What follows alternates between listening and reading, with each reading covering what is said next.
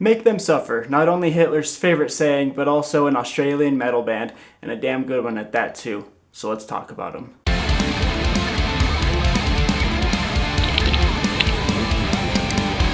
So Make Them Suffer just released Worlds Apart, their third full-length album. They're now on Rise Records, coming from Roadrunner Records. I would say that they could probably be described as both metalcore and deathcore, so don't be surprised if I use those interchangeably in this review. I want to preface with that so that I don't get yelled at by any genre snobs. I know you're out there. Regarding their older albums, I'm not super familiar with Never Bloom, but I have given it a good amount of listens, and I enjoy it overall. But I really enjoyed Old Souls, which was released in 2015 with a deluxe edition that came out last year, I believe. I hadn't really dove into this band until I saw them live last year on the Legends of the Fall tour, I think is what it was called. I might be butchering that, but it was when they were with August Burns Red and Era and Silent Planet. Silent Planet and August Burns Red being two of my favorite bands. And I'm glad I showed up early because Make Them Suffer just killed it live. They were amazing. They sounded great. They have great stage presence, and so I was excited to just kind of check out their albums, and I've really enjoyed them ever since. They have 5 members currently, including a female vocalist slash keyboardist, which really helps define their sound overall, I think, but a little more on that as we get through the review. Anyway, so yeah, I'm coming into this review a big fan of the band, so I'm excited to check it out with you guys. Let's do it. Track number 1 is called The First Movement. One of the defining characteristics of this band is Sean, the heavy vocalist's way of screaming. Now, his rhythms are kind of unique in the way that sometimes it sounds like he's rapping almost. He's just really good in terms of making the vocals flow, and he's just so good on so many levels. He also kills the high screams, and I think he definitely shows that in this song right away. The female vocalist I mentioned uses her voice as kind of in addition to the ambience, I think. And what I mean by that is that usually she is used to introduce a one-note kind of melody, and it's usually heavy on the reverb, and it kind of just adds to the atmosphere a lot rather than like being a full-on melodic singing part of the band. Now, don't get me wrong, there are singing parts in the band, but when I think of Make Them Suffer and their clean vocals, that's kind of what I jump to right away. I hope that makes sense to you guys. Lyrically, this song is talking about this man like hearing a voice in his head and just kind of trying to figure out who it is. It's a beautiful voice, and he's being reassured that this woman is gonna come save him, is what it sounds like. And there's an interesting lyric that I want to share my interpretation of because I'm not quite sure what the original intent was. The lyric is, "Get in, we're going for a ride. The walk's too long, you'll get there in half the time if you take a seat on the shotgun side."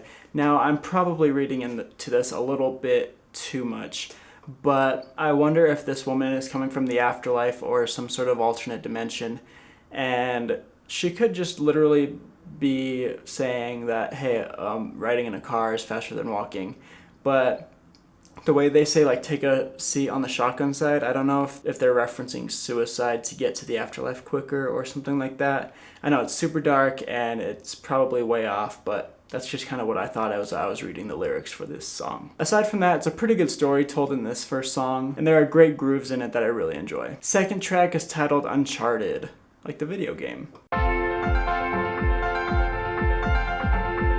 This one starts off like it could be playing on like every pop station you know in the area for the first 30 seconds or so. I think it'd be a good song to kind of trick your non-metal listening friends into listening to some metal, because you play Uncharted and they're gonna be like, oh, what is this? Sounds pretty good. So try that out and let me know how that goes in the comments. We get a good blend of that opening piano section with the awesome guitar riff that comes in, showering you with some heavy, creamy metal. I really dig the guitar work in the verses on this one, and my interpretation of the lyrics is being in some sort of euphoric state of dreaming. They say to abandon your physical form, find yourself in a digital realm. It's a very cosmic feeling that I get with this one. In the middle of the song, we break into that opening section again, the soft piano, only to come back harder than ever with a goddamn breakdown.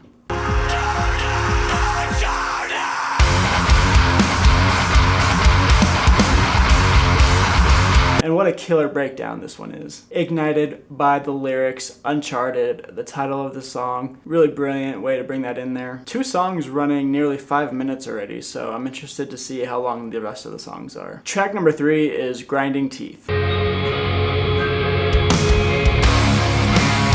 Right away I'm feeling a little thrown off because this song is kind of slow. They definitely turned down the tempo a little bit. And so I'm going to introduce what might be my only gripe with this band, my biggest gripe anyway, and that is, I kind of mentioned already, the female vocalist. I feel like she hits the same note a lot of time when she comes in and brings in that melody. Like, I feel like you could put all of her singing parts through all of their records in a row, play them right after each other, and I wouldn't be able to really tell the difference or tell you what song they're from most of the time. Now that could just be because I suck and I'm not a big enough fan of the band.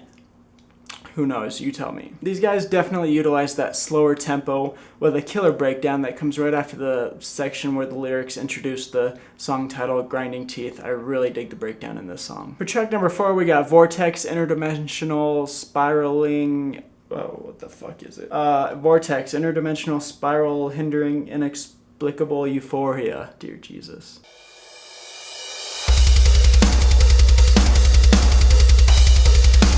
I'll get right to the point with what's most interesting about this song. You probably already know what it is, but there's a part in the song that sounds like it's just incoherent screaming,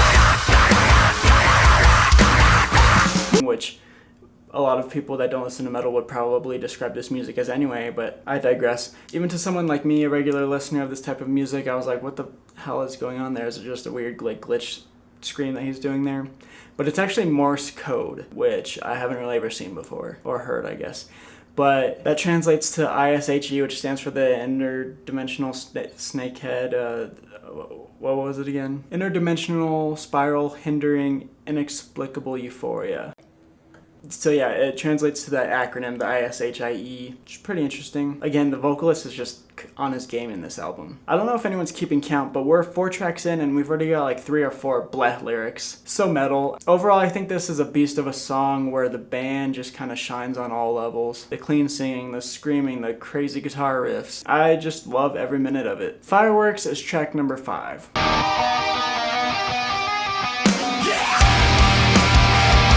Fireworks was the first single that came out for this album, and it is accompanied by a music video, which will magically appear somewhere around here. This is another song that's a little bit slower at first, and I hate to say it, but I think that this song kind of suffers from how slow it is. There's just really like basic guitar chords being strummed most of the time. I do like the riffs that come in around 2 minutes and 36 seconds, but again, they feel so slow, they feel like they're dragging. I just don't think that this song is really cutting it for me, which is kind of surprising, being as it's the single of the album. Track number 6 is an instrumental one, and it's called Contact. Good movie.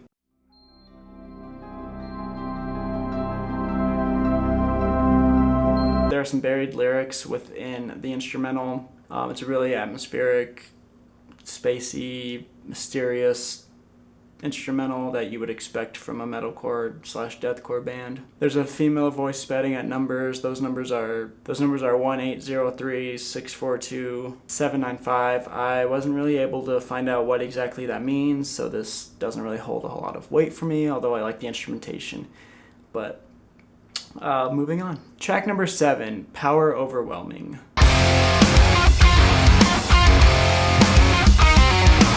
I'm definitely on board with these opening riffs. The guitar work by these guys has definitely been stepped up, and it's really impressing me on this album. On a more disappointing note, the lyrics don't impress me much with this one. There's a particular part where Sean screams, this was never supposed to be set in stone, which you would have known if you had checked your phone. A little bit too cheesy, kind of threw me out of the song a little bit. Just not a fan. During a lot of song, there's this weird like alien sounding synth happening in the background, and I wouldn't say it's necessary, but it adds a nice vibe to the song. I dig it. At the end of the song, we get some more outer space, mysterious feeling synth instrumental that kind of ties into Contact a little bit thematically, and it leads us into the next track, which is titled Midnight Run.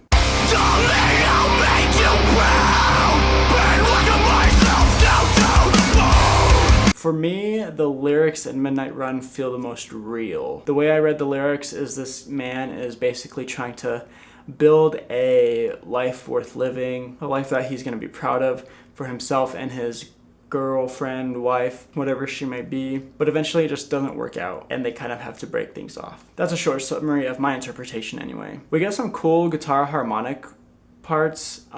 There's a certain riff with that technique in it, and it kind of reminds me of Tom Morello, which was a fun, kind of spicy section that they added in there that was pretty fucking cool to listen to. This song feels the most traditional in a songwriting sense. That might also be because it's the shortest track, but I just feel like they did a little bit more repetition of parts.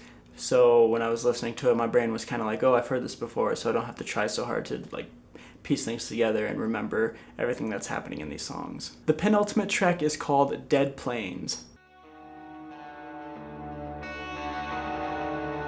I'm just gonna come out and say it. I think that this is my favorite track on the album as a whole. Bold statement, Cot. Followed closely by Vortex. But where do I start? I mean, for one, I would have to say that I think Sean kind of stays in the mid-range with his vocals throughout the album.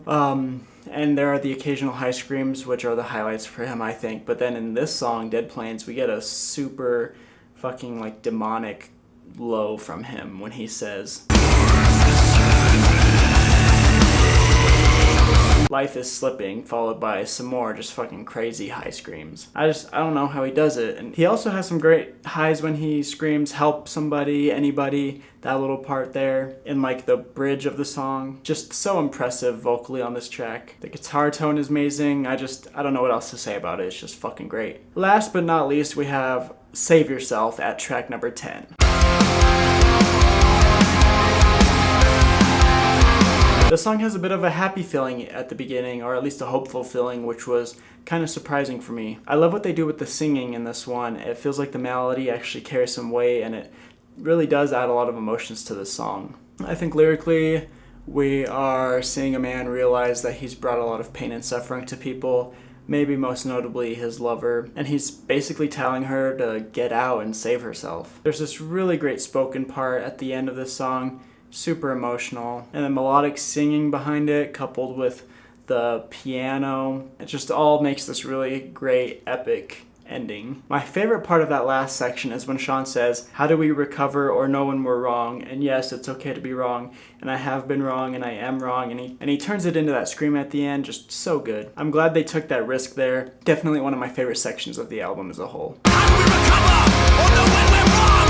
And yes, it's okay to be wrong, and I have been wrong, and I am wrong, and I am wrong. Alright guys, we've reached the end of Worlds Apart by Make Them Suffer. Such a good album. If you haven't listened to the whole thing yet, I say to you, what the fuck. You should definitely go get on that because this album was really enjoyable to listen to. Lots of good elements here. It's kind of hard to summarize everything that the album hits really strongly and all the good stuff. But it's got everything. Hard-hitting riffs, amazing high screaming, some great demonic low screaming, good clean singing, great melodies, just all of it. Really strong release by these guys, and I hope that they continue to grow in popularity because I definitely think they deserve it. I for sure hope I get to see them live again soon. Standout tracks to me would, I already mentioned it, they would be Dead Plains and Vortex.